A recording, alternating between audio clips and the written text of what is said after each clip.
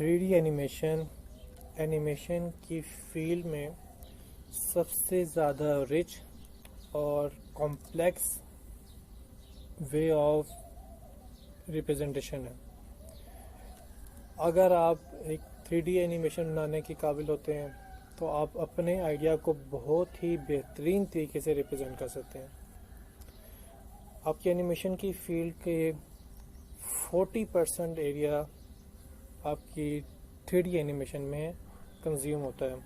इसके अंदर आप डिफरेंट किस्म के एनिमेशन, जिसमें कार्टून एनिमेशन, वीडियोस, मूवीज़ और डिफरेंट गेम्स शामिल हैं।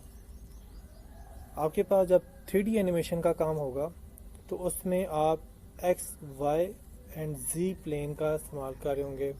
एक्चुअल में इसको एक्स, वाई, जी स्पेस कहा जाता है और इसके अंदर आपके जितने भी एनिमेशन के ऑब्जेक्ट्स हैं वो 3D के फॉर्म में डेवलप किए जाते हैं।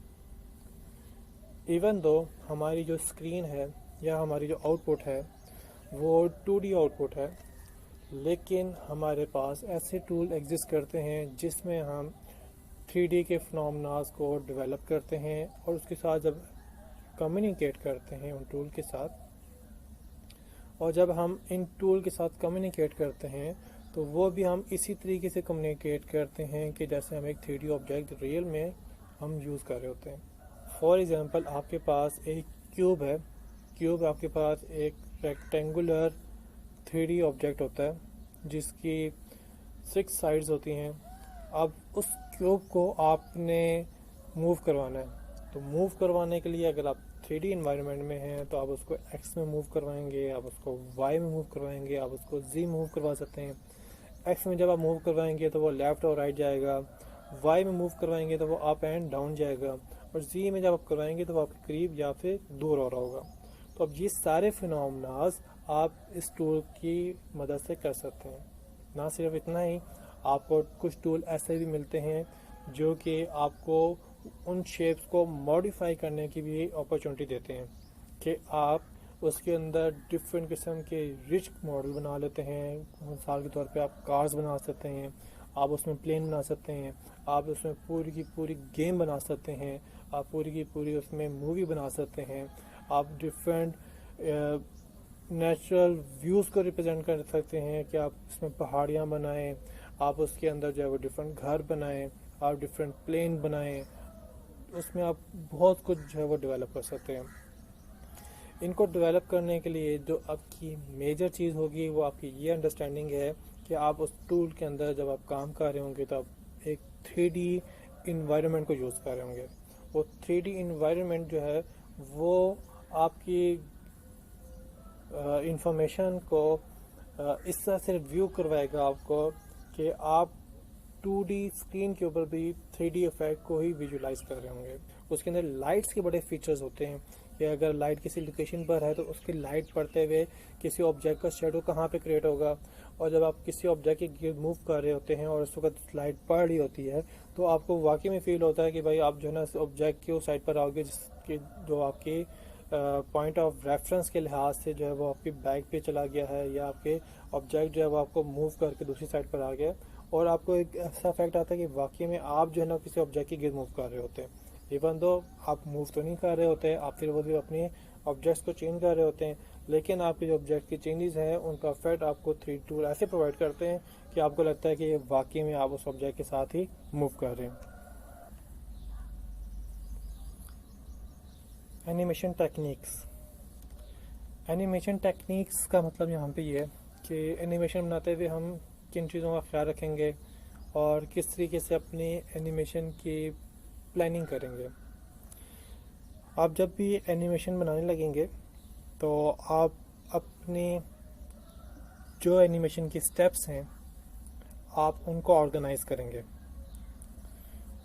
इसका क्या मतलब होगा, आप सबसे पहले जो है वो देखेंगे कि आपने एनिमेशन बनानी कौन सी है, उस एनिमेशन में होना क्या चाहिए, एनिमेशन में क्या क्या ऑब्जेक्ट्स होंगे, कौन कौन सी एंटिटीज़ होंगी, क्या उस एनिमेशन के अंदर कोई पर्सन होगा, क्या उसके अंदर कोई हम इन्वायरमेंट को दिखाएंगे, लेट्स से बैकग्राउंड में हमारे पास कोई वॉल हो, उस पर कोई विंडो हो, या फिर आपके बैकग्राउंड में कोई माउंटेरी व्यू आ रहा हो और साथ में कोई क्लाउड्स का इफेक्ट आ रहा हो, आपके फ्रंट पे कोई ऑब्जेक्ट मूव कर रहे हो, आप ये देखेंगे कि आपके पास एनिमेशन के अंदर कौन से ऑब्जेक्ट्स होंगे, कौन सी चीज़ें होंगी जो कि वहाँ पे व्यू होनी चाहिए।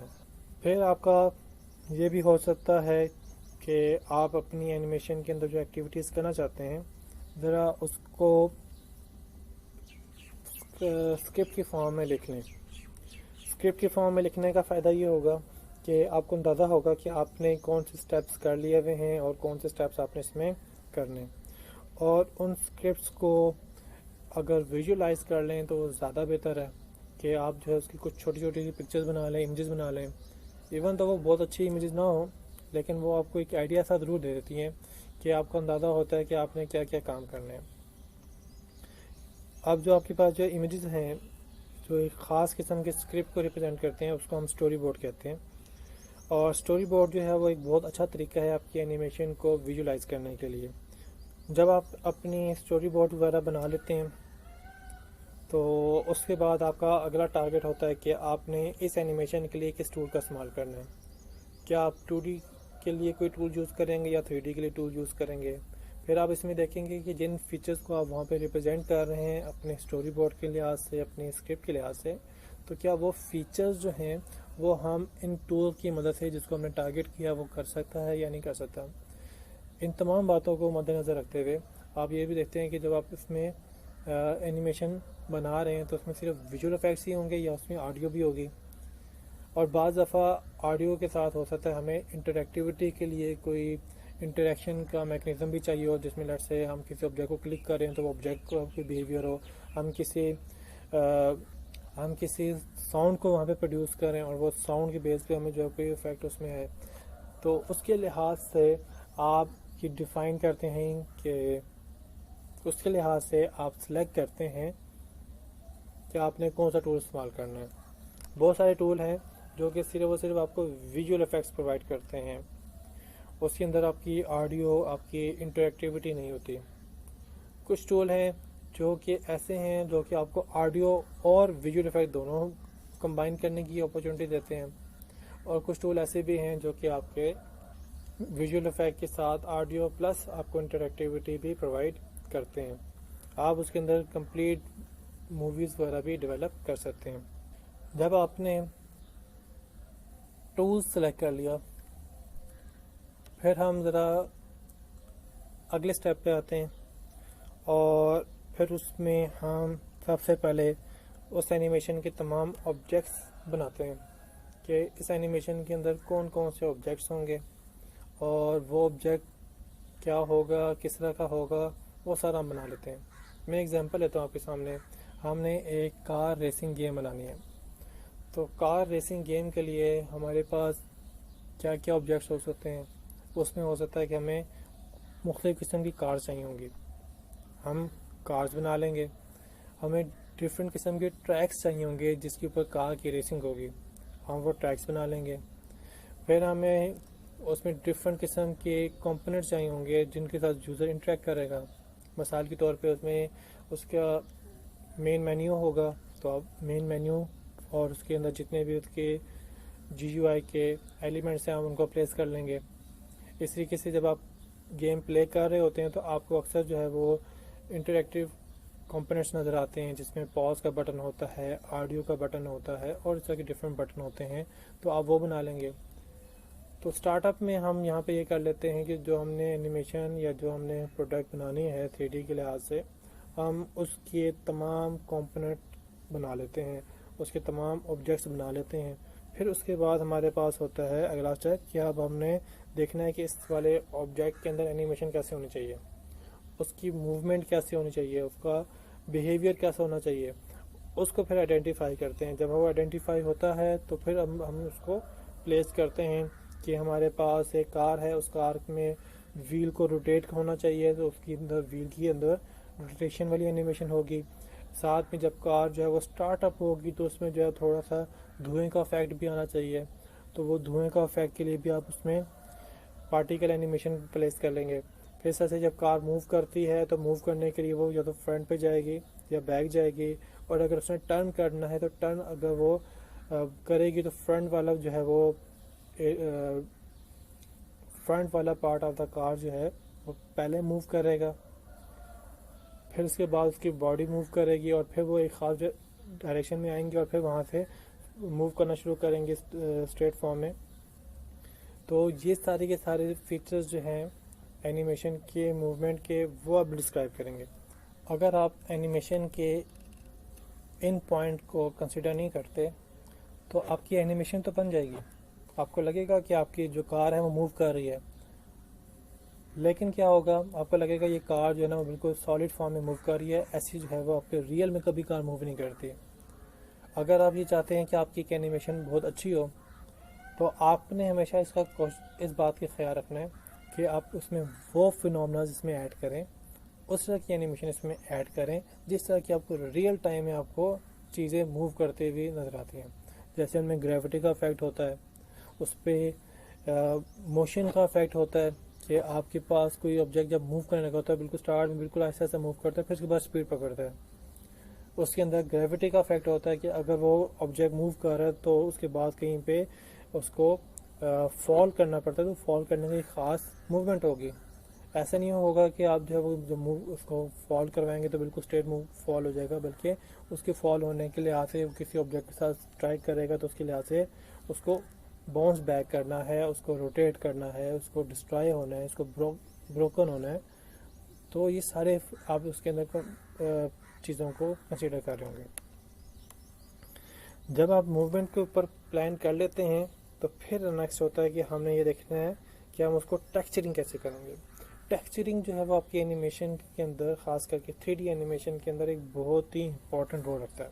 3D एनिमेशन के बहुत ज़्यादा व्यूअर्स सिर्फ उन्हीं एनिमेशन को फोकस करते हैं जिनमें आपके ऑब्जेक्ट्स अच्छे टेक्सचर्ड होते हैं। एक अच्छा टेक्सचर्ड ऑब्जेक्ट एक अच्छी एनिमेशन से ज़्यादा अफेक्ट रखता है। एक अच्छा टेक्सचर एक कैरेक्टर को ज़्यादा रियल बना सकता है। टेक्सचरिंग करने के बाद नेक्स्ट स्टेप आता है कि हमें अपने 3D इन्वायरमेंट के अंदर लाइटिंग को कैसे प्लेस करना है। आपके रियलिटी को रिप्रेजेंट करना आपकी एनिमेशन का मेजर रोल होता है। आप उसमें डिफरेंट ऑब्जेक्ट के ऊपर लाइट का डिफरेंट इफेक्ट रिप्रेजेंट करते हैं। अगर आप किसी सनी एनवायरनमेंट को रिप्रेजेंट करेंगे तो उसमें आपके जो ऑब्जेक्ट्स होंगे वो बहुत ब्राइट होंगे। अगर आप एक नाइट व्यू को रिप्रेजेंट कर रहे होंगे तो उसमें मोस्टली जो लाइट का फिनोमेना होगा वो सम स्मॉलर सोर्स होगा, लाइक कोई बल्ब का इफेक्ट आ रहा होगा या उसमें किसी कैंडल का इफेक्ट होगा, तो या फिर टॉर्च वगैरह का इफेक्ट होगा। तो उसके लिहाज से आपकी जो लाइट होती है वो डिफरेंट होती है। फिर उसके बाद आप जो है उस पर डिफरेंट किस्म के लाइटिंग इफेक्ट्स को भी चेक करते हैं कि लाइटिंग इफेक्ट्स रिप्रेजेंट करते हैं कि आपकी किस डायरेक्शन से लाइट किसी ऑब्जेक्ट पे पड़ रही है और उस पर लाइट पड़ने से उसका जो ऑब्जेक्ट है उसकी कहाँ पे ब्राइटनेस ज़्यादा होनी चाहिए, कहाँ पे ब्राइटनेस कम होनी चाहिए। सिर्फ इतना ही नहीं कि आप जो है वो सिर्फ लाइट सोर्स लगा देंगे और उसके इफेक्ट्स को आप विजुलाइज करेंगे, क्योंकि हमने यूज़र को उसके आउटपुट को विजुलाइज करवाना होता है, उसको दिखाना होता है। तो दिखाते हुए हम इसका ख्याल रखते हैं कि कौन से फीचर जो है नज़र आए या कौन से फीचर नज़र ना आए।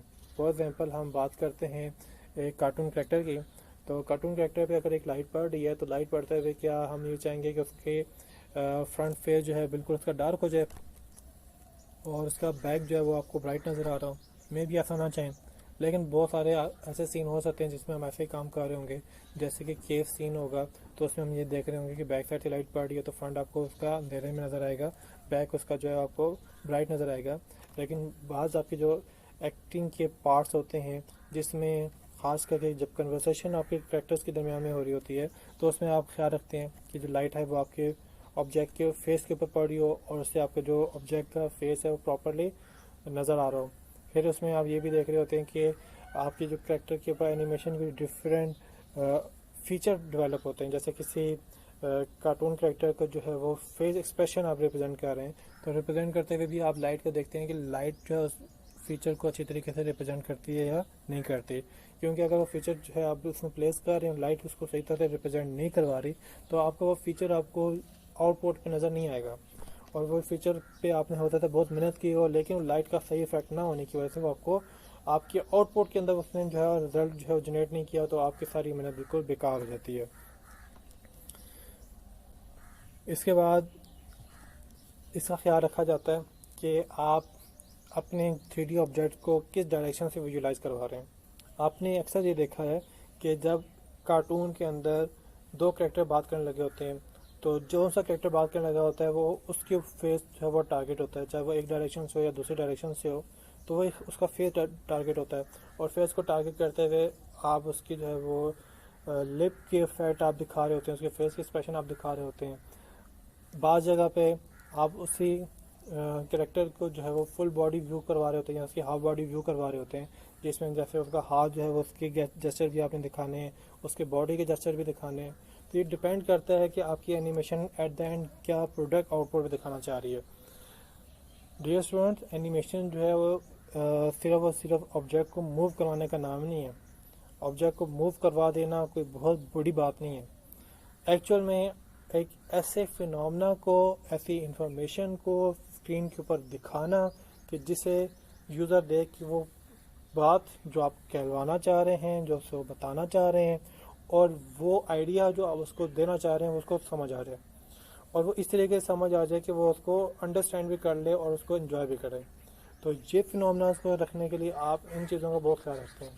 बज़ाहिर तो ये बहुत सिंपल सा बात है कि आप किसी ऑब्जेक्ट को मूव करवा दें, लेफ़्ट राइट मूव करवा दें, लेकिन ये जो लाइटिंग के इफ़ेक्ट्स हैं, जो उसके करैक्टर के फीचर्स के इफ़ेक्ट हैं, जो उसकी मोशन के इफ़ेक्ट्स हैं, और उसकी आउटपुट का जो है कि आउटपुट किस तरह की आ रही है, कितनी आउटपुट आ रही है, वो डिफ़ाइन करती है कि आपकी कितनी अच्छी एनिमेशन जो है वो बनेगी।